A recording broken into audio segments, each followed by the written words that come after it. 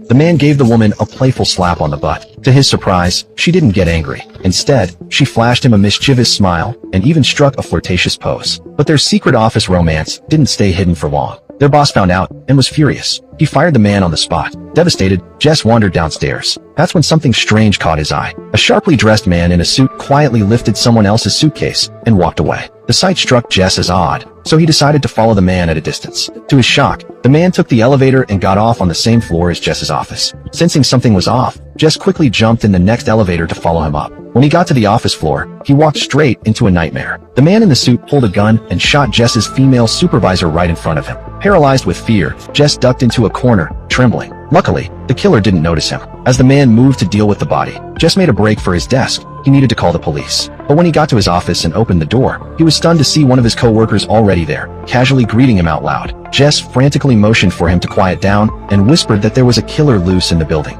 After a quick discussion, they decided not to risk it inside. They'd escape and call the police from outside. But when they tried the elevator, they found it had been shut off. The killer had cut the power, so they headed for the emergency stairwell, only to discover it, too, had been locked from the outside. Every possible exit was blocked. They agreed to split up. Jess would head to the boss's office. He remembered the boss was still somewhere in the building, and his co-worker would find another phone and call for help. But when Jess reached the boss's office, it was empty. Puzzled, he wondered where the boss had gone. Meanwhile, on the other side of the floor, his co-worker had just reached someone by phone when the killer silently appeared behind him. Cornered, the co-worker had no choice but to hang up. As expected, the killer raised his gun and pressed it to the back of the man's head. He demanded to know if anyone else was in the office. Terrified, the co-worker lied. "It's just me. I'm the only one here." Surprisingly, the killer just patted him on the head and walked away. But just when the co-worker thought he was in the clear, the killer returned, this time holding a length of electrical wire, intending to strangle him. Back in the hallway, unaware of what had just happened, Jess made his way to meet up with his co-worker so they could come up with a new plan.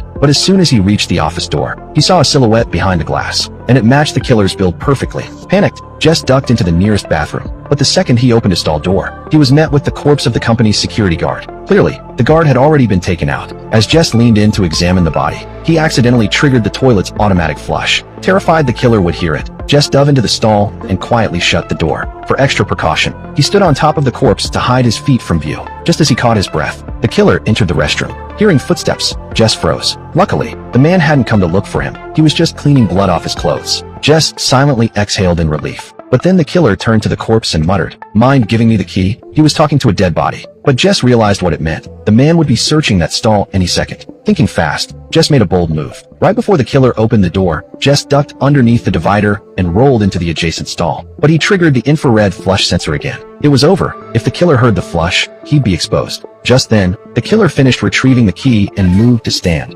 accidentally triggering the other toilet sensor. The flushes happened at the same time. The noise masked Jess's mistake, and the killer walked out, unaware. Knowing this was his only shot, Jess rushed to his desk, grabbed his phone, and tried to call the police. But right after dialing, the phone died. It was out of battery.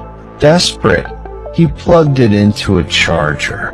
When he turned around, he saw his co-worker's body lying nearby. There was no time to mourn. The killer had come back again. Jess dropped to the floor and crawled into a blind spot, narrowly avoiding being seen. As the killer dragged the body away, Jess seized the moment and dashed into the storage closet. Peeking out, he spotted the killer, who suddenly looked right in his direction. Startled, Jess fell back behind the wall, only to come face to face with the supervisor's corpse. His heart almost stopped. Then the killer's phone rang. He answered while dragging the body toward the supply room Jess was hiding in. With the man approaching, Jess was on the brink of total despair. But suddenly, the killer paused. He glanced backward, then turned and rushed toward Jess's desk. His phone was still there, charging, and Jess's girlfriend had just called. The killer stared at the screen. Her name and photo were right there. Now he knew. Jess was still in the building, hiding somewhere. He started softly calling Jess's name, hoping to break him mentally and draw him out. But Jess was already gone. With every path blocked, he'd taken refuge in a random room. Thinking quickly, he grabbed a piece of paper from the table, lit it with a lighter, and held it under the smoke detector to trigger the alarm. What he didn't know was that the killer, following the scent of smoke, was already standing just outside the door.